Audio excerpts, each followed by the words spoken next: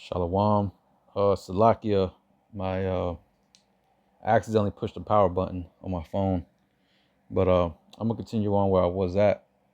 This is Job 9 and verse 24. It says, the earth is given into the hand of the wicked. We know who the wicked is. Esau, Edom, so-called white man, right? Um, it says he covereth the faces of the judges thereof. If not, where and who is he? Right. And that's another part of his deception, another part of his lies. He defaced the images, right? Defaced the image of Yahweh Shah, of the saints, of Yahweh, of the angels, right? And painted them in his likeness. You know, the whole pink skin, red skin, right? The whole, you know, painting himself so-called white, you know. That's essentially what he did. That's why you see a lot of images of statues uh, from that time period, right, from the Dark Ages. A lot of them have, these statues, right, they have the noses chipped. Why is that? That's to hide the physical uh, um, Israelite expression, right, or facial expression, or facial characteristics, I should say, right. But it says he covered the faces of the judges thereof. If not, where and who is he? So who else could it be? Who else could it be if it wasn't this man? He did all this, but if it ain't him, then who else is it? You see, it's been prophesied that he will do these things, right? Again, history is as a matter of fact, I forgot how it went. History is a set of lies agreed upon. You know, so Esau and the rest of these heathen in Psalms 83rd chapter, they agreed upon this. This is Psalm 83 and verse 1. Keep not thou silence, O power, hold not thy peace, be not still, O power. For lo, thy enemies make a tumult, and they that hate thee have lifted up the head. They have taken crafty counsel against thy people, and consulted against thy hidden ones, meaning the elect. So these nations would gather together, come together in agreement, in one accord, to what? To come against the nation of Israel, right? It says they have said, come and let us cut them off from being a nation, that the name of Israel may be no more in remembrance. You see, this is what they've done. This is the grand conspiracy, you know, that like this is the greatest conspiracy that has ever taken place. You know, but this is all the will of the Lord. This is all talked about in the scriptures, right? This is why we tell Jake, hey, this is very important to understand the scriptures. Jake always says, I already read the Bible. I read it twice. I read it 3 times. I read it 5 times. Yeah, but you didn't read it with understanding, right? It's like you read a book. You don't understand what the words mean, but you continue to read through it. You're not going to understand the context of the story if you just reading through shit, not understanding what the hell it is you're reading. You're not going to get it. Just because you read through it doesn't mean you have the understanding of it, right? Like Apostle says, you got to understand, you got to know the history to understand the mystery, right? That's the only way you're going to be able to get it. You know, history is important. The Bible is a history book, right? It speaks about from the beginning all the way to where we at now. Well, where we at now, of course, it's talked about in prophecy, but you know, we're living in prophetic times, right? And the things that's written about that's history. Um, hey, it's all here, you know. But these are things that they try to hide from you, historical facts that Esau hides from you. They don't teach you this in school. They don't teach you the history of King David, King Solomon, right? The prophets, uh, Yahweh Shah, shit, Israel in general. They don't teach you that, right? But this is all things that Esau will have the power to do in this time, right? Again, he's been let out. He's that fourth beast in the book of Daniel, the seventh chapter. As a matter of fact, I'm going there right now, but I'm just going there to get a quick point, right? But pretty much America is that the revival of that beast. That deadly wound that was healed. That's that fourth beast, right? The Roman Empire back again. That's what Renaissance means, right? Rebirth. The rebirth of what? Of the classics, the classical period. And what are the classics? That's Roman, the Greekish and Roman Empire, right? And as a matter of fact, before I get that, I want to get this. I forgot about this. Just quick information on the Dark Ages, right? It says, this is from Wikipedia.org. It says the Dark Ages is a term for the Middle Ages, for the early Middle Ages, or occasionally the entire Middle Ages. So it says from the 5th to 10th centuries.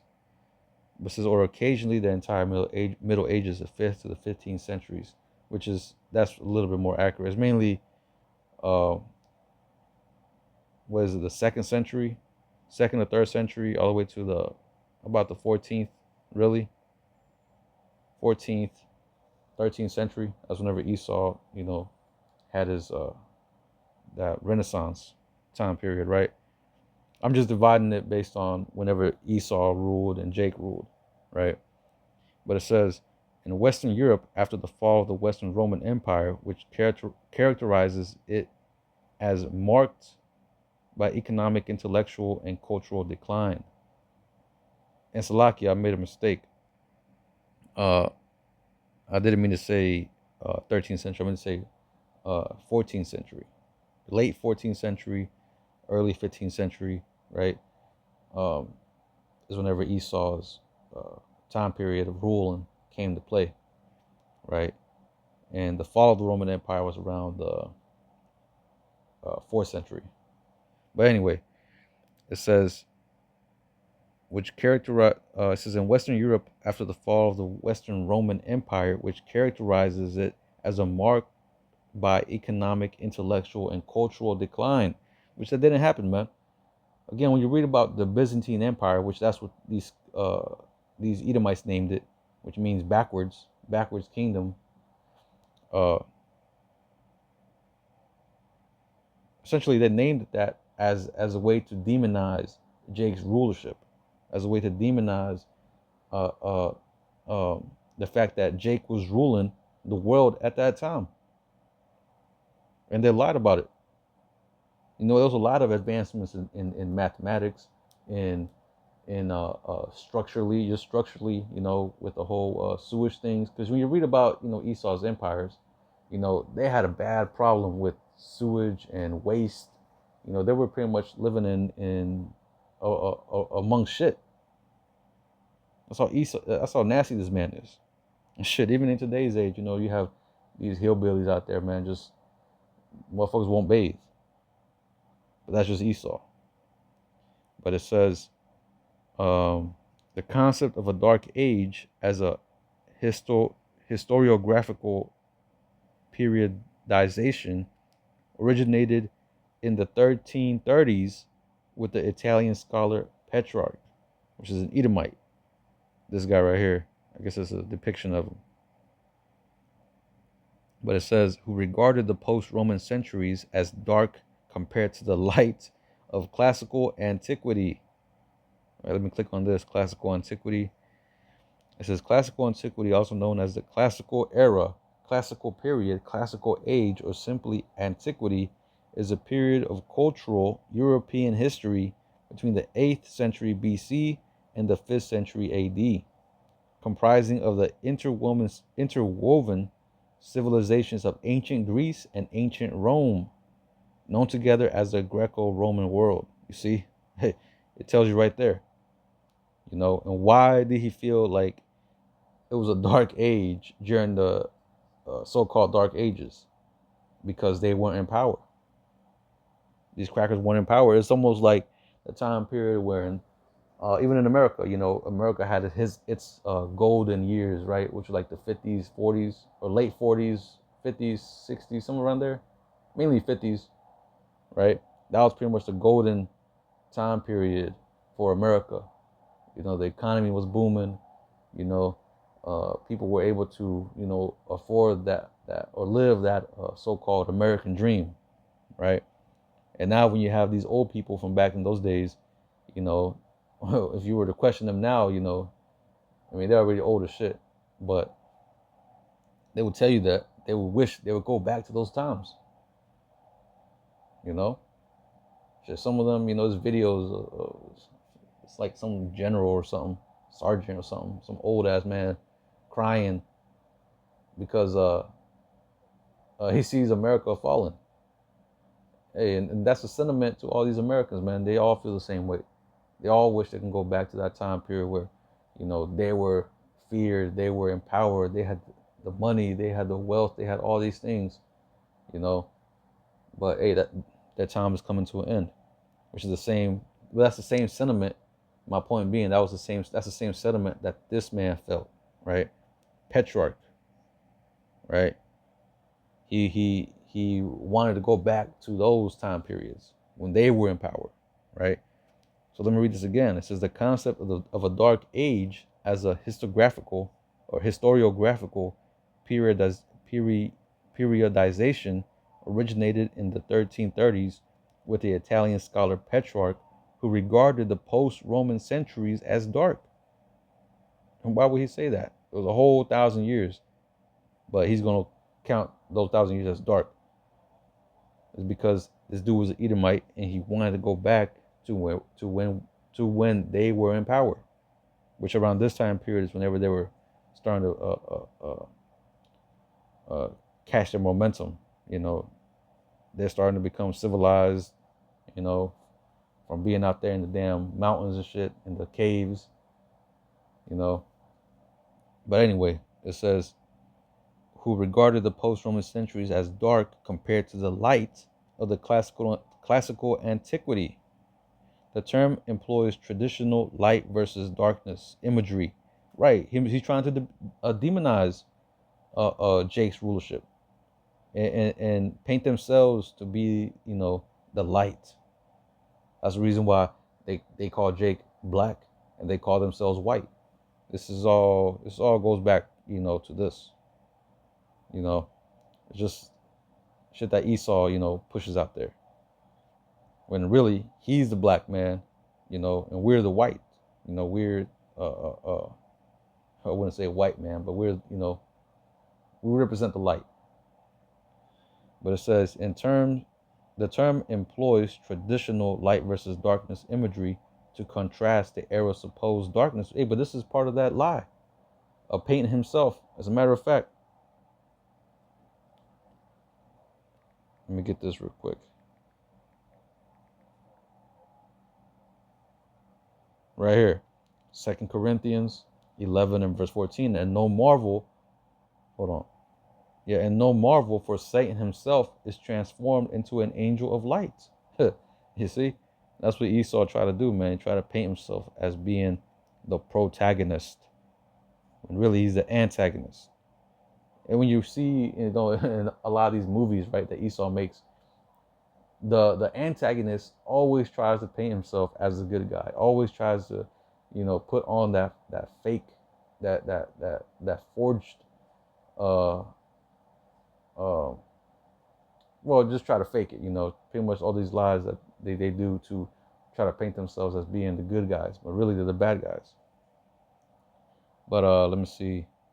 The term employs traditional light versus darkness imagery to contrast the era's supposed darkness, ignorance, and error with earlier and later periods of light and knowledge and understanding. Fucking bunch of bullshit. But yeah, man. Let me get that in Daniel 7 and verse 25, it says, and he shall speak great words against the Most High, and shall wear out the saints of the Most High. We hear this man speaking great words against the Most High, speaking boldly. This man has no fear. Speaking very proud, very pridefully. The scriptures talk about, let me get it real quick. Haughty spirit before a fall. I think that's how it goes. Or right here. Proverbs 16 and 18. Pride goeth before destruction, and a haughty spirit before a fall. So we're seeing Esau, puff himself up. We're seeing these things, man. You have one of the elite spokesmen, Yuval Noah Harari, right? Talk about how saying God is dead, all that's hard now. All that's left now.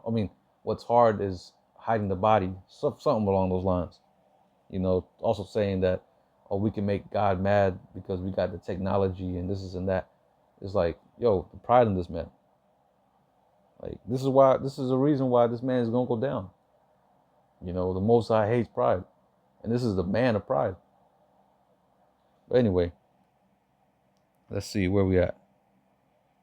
Verse 25 says, he shall speak great words against the Most High, and shall wear out the saints of the Most High.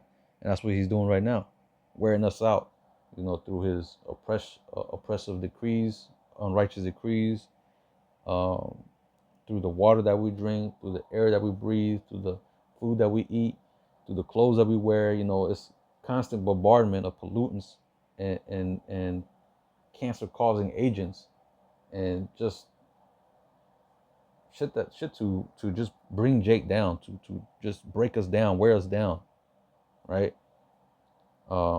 It says, and they shall be given in his hand until a time and times and dividing of times.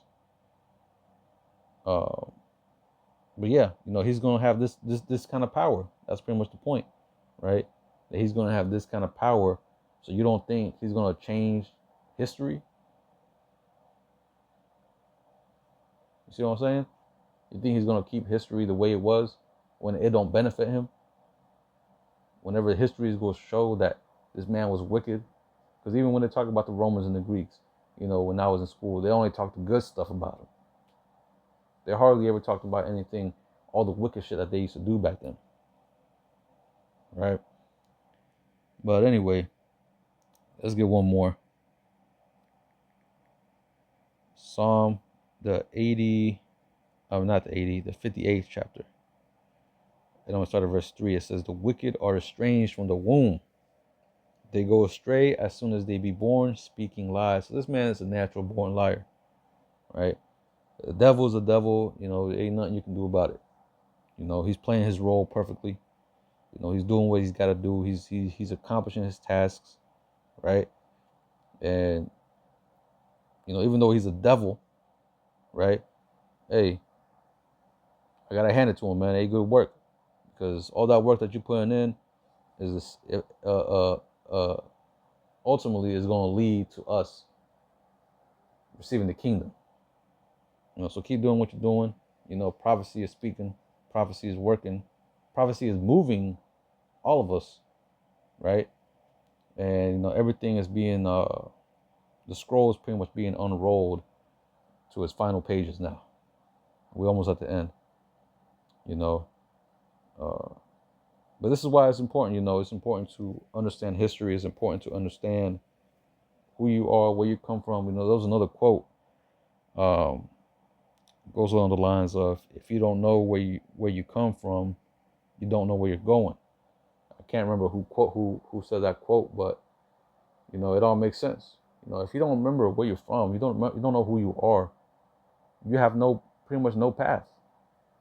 You're pretty much lost. You're in limbo, which is essentially where Jake is at right now, thinking that there's going to be no end, thinking America's going to continue forever. They're going to do what they're going to do, and nothing is ever going to happen. Not having no actual focus and destination to anywhere besides death, right? That's the condition or the position that 2/3 of our people are in, right? This is why it's important to know where you come from, man, because or at least know the history of this, because I mean it's in the scriptures, So this is a necessity to understand history, right? So I pray this lesson was edifying. I'm gonna go ahead and close it out by giving all praises, honor, and glory to Yahweh, Bahashem, Yahweh Shai, Bahashem, Recha HaKodash. Double honors to the apostles and the elders of Great Millstone who taught me this truth and ruled well. Peace and blessings to the hopeful elect pushing his word throughout the four corners of the earth in truth, righteousness, and sincerity. Until the next time, I'm gonna say Shalom. Kwam Yasha Allah.